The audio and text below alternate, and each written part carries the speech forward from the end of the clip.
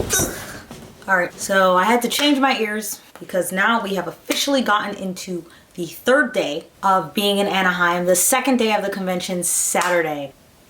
Saturday was a doozy. My friend Daquan went at 3 a.m. to go line up for the Marvel panel because he met all these people on Discord. By the way, Discord is the smartest way to go about this because it's the easiest way to connect people, and everyone was making friends through Discord, and that was smart. He waited at 3:30 in the morning and did not get into the Marvel panel. Now me, I was trying to get into the Imagineering panel, so I wasn't worried about that. I did get in pretty early, and that day I made a mistake. Normally, we went in through the Disney 100 side of the convention center that went straight into halls A, B, and C. I went into the North building side. They had us line up in the basement of the North Hall. Keep in mind, this is one of the things that they did for the entire thing. You know, they had these little queue lines that were like just lines of tape on the floor, and everyone had to wait in them. So we had to file in because, you know, Disney people, we're line people. We know what's up. So they had us wait in these lines. Because I went before the floor opened up and I went really early, I had to wait a long time. And I was towards the front. That room was ginormous and it was basically full. So my friend Daquan met up with me. These two really, really nice guys were like, hey, this little girl is jumping to find her friend. Clearly, that's her friend. So I'm jumping and waving and they're pointing at me and I'm just like, thank you guys. That was Disney camaraderie. I had so much fun. Everyone was so nice. Finally, the doors open and they have us funnel in. And the line for Lorcana is already gone. They said 300 and that's it. That was it. The line was full before I even walked into the building. People had waited there all night. The people who had waited all night to get into Marvel, some of them didn't get into Marvel. So this was the flaw with the reservation system. If you got lucky enough to get the reservation, you could come in any point before the panel started and you could wait in the reservations line because they'd separated it from reservations lines and the people who were waiting in the standby. This is what I heard had happened. There was people who had waited in standby the entire night and they were not allowed into the panel because two people that had reservations came right before the panel started. To me, that's not fair. Even though, you know, you can say, well, they had reservations. It's like they told you to come an hour before your reservation and you came like 5 minutes before the panel starts. At that point, your reservation should be moot. You know that these panels are for your fans. And I got lucky enough to see the Disney one because these wonderful women decided that they wanted to take care of me. That's it. I was lucky. According to people that were in the panel, the reservation section wasn't even full because there were people who went in by themselves and didn't have a guest. It was a madhouse. There were people that were screaming at employees because they didn't get to be online. This is at like 5 a.m. when the doors fully opened. At that point, what were they supposed to do? Like nobody had the answers. So I was in the room the day before and they had a section A, a section B, and a section C. However, the people that lined up for the Marvel panel had the unfortunate pleasure to learn that there was no section B. So about 1,000 people were just not allowed to be in there. Now, luckily for the people who didn't get in, they didn't really announce anything new. They probably had like, you know, like clips of things that people could see, and the cast members were there and they got to see Save the City, my favorite musical. But I love Marvel, and honestly, I wouldn't have lost my mind for that. It wasn't just Marvel. I keep saying Marvel, but I think I need to be more clear. The second day showcase was Marvel. It was Marvel, Lucasfilms, and 20th Century. Some of the biggest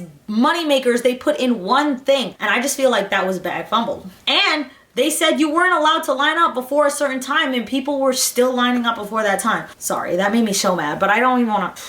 So I at least got to have a good morning because I got to go to the Imagineering panel and they were talking about Yale Gracie. I was so happy because, you know, going into that panel and having them talk about what they've done and what they are going to do made me so excited because it made me realize, like, the thing about Disney that makes me feel like I'm here is the immersion. It's the feeling that I'm in something that I can't get anywhere else. In Disney, you get the feeling like it's not like being on your phone where you can see something and you're like, wow, that's cool. Like, you literally feel like you're in it, especially lava. Apparently, Disney does a lot of lava for some reason. But I had a lot of fun. It reinvigorated me in wanting to, you know, create new things and learn about special effects, and so I'm really thankful for that. I'm actually really happy about that because I love engineering, but I love art. So, you know, I love that Disney gives me the chance to do both. Anyway, after that panel, we left. We did not stay on the second day. We left before the Marvel panel even got out because it was so jam-packed in there. You could barely walk around. There was too many people, and I refused to experience that lunch rush ever again. And then we went to Boogie Bash where I got these ears. Man, it was a crazy, awesome, amazing time. First of all, that was my first time in California Adventure, and it is so different from any other park. I love the boardwalk. I'm from New Jersey. I love the boardwalk. So for me, it was like, this is amazing. This is all I could ask for. I feel like it keeps in with that Disneyland homey vibes. I do like California Adventure. I loved Guardians of the Galaxy, the ride. You know, we got to go on everything because we went during Boogie Bash and everyone was trying to go through the character meet and greets, and we were like, let's get on every ride. 25-minute waits? You got it. We were done. We were done. And it was amazing. And then we got to see the parade, and that song was so good. That song was so good. I was like, oh no, it's gonna be stuck in my head. Now, Animal Kingdom is my favorite park. I love Animal Kingdom. I like the vibe. I'm a vibes person. So for me, if I can walk around and have the vibes, that's good for me. Boogie Bash, you can tell, is for adults. Like it's intended for people like me who want to meet characters. And if I lived in California, I'd probably go every weekend if I could. That was amazing. It was amazing. So the third day was probably the best day for me because that's actually the day when I got to do everything. All my dreams came true and I'm so blessed. Remember how I said I didn't get to see the fireworks? We went to Will Call so that I could try to get the tickets to the fireworks. So we spent $100 more in order to get a park hopper. They let us put the park hopper on right there. Also, I have my little tickets. I forgot that they do tickets. I forgot to mention that. So like at like Walt Disney World, they don't do the little tickets.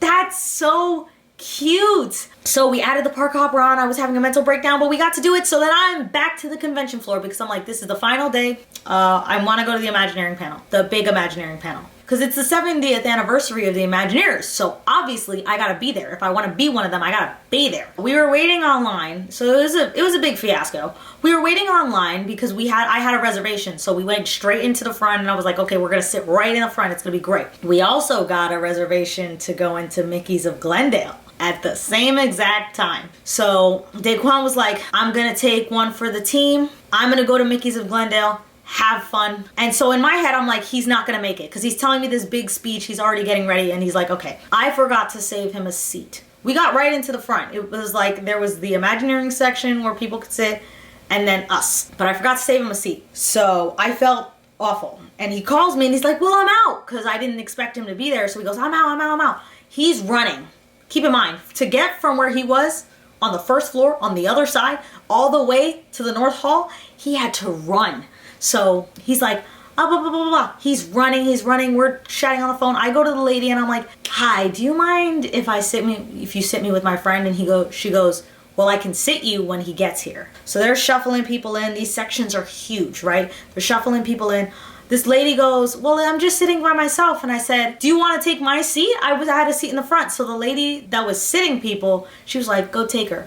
So I let this little old lady sit in the front, and I really hope she had a good time. I hope that she got to see exactly what she wanted to see. I was lucky anyway. The world works in mysterious ways. So, you know, it's Disney magic. At the end of the section, all the way into the back, she says, you can sit right there with your friend because I don't want you to get worse seats. This woman that's sitting me, my angel, she really just gave me a moment to not have to sit all the way in the back. And I appreciate her so, so much for that. So I'm sitting right at the corner. Like if the sections are like huge blocks, I'm sitting right at the corner in the back. It's a good seat for me because I can see like through the section because there's a giant like thing and I can just peer out, which is exactly what I did. My friend Daquan, he comes in, he buys me this Imagineering shirt, which I'm not gonna put on, but I do have a 70th Imagineering shirt and a 70th Imagineering hat, which I will definitely wear all the time when my hair is flatter. So we're sitting, I felt so bad.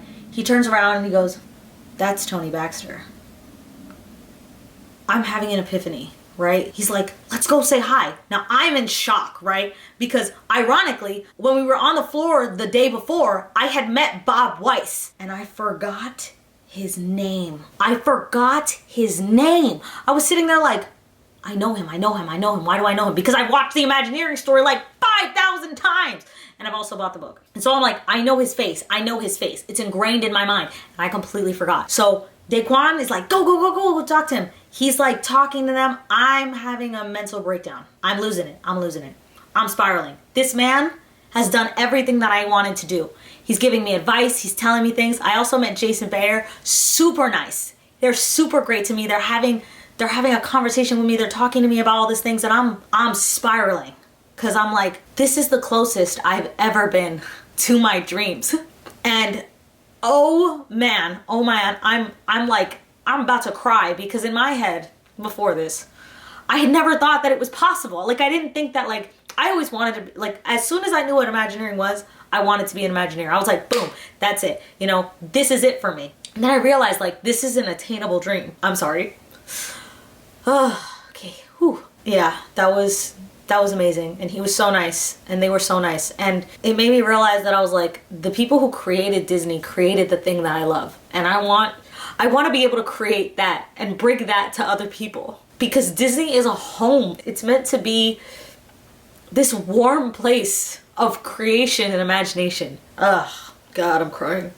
So I met him. We had that panel. I was amazed and astounded, amazed. And so, oh, actually, that's not even true. The other Mickey's of Glendale was open upstairs, and they were like, hey, if you want to wait on the line, you can get in. So I got a jacket. I spent so much money on this trip. But I got a jacket that says D23 Expo, and I'm gonna feel super cool when I'm wearing it literally every day for the rest of my life. I'm gonna wear it until the sparkles are gone. I'm gonna be in it. I spent so much money. Yeah. I also got a little backpack that says D23 Expo. But this was one of my favorite purchases. Real quick, like and subscribe if you like the video. Leave a comment if you have anything to say. I made this one way too long, so I hope you enjoyed it.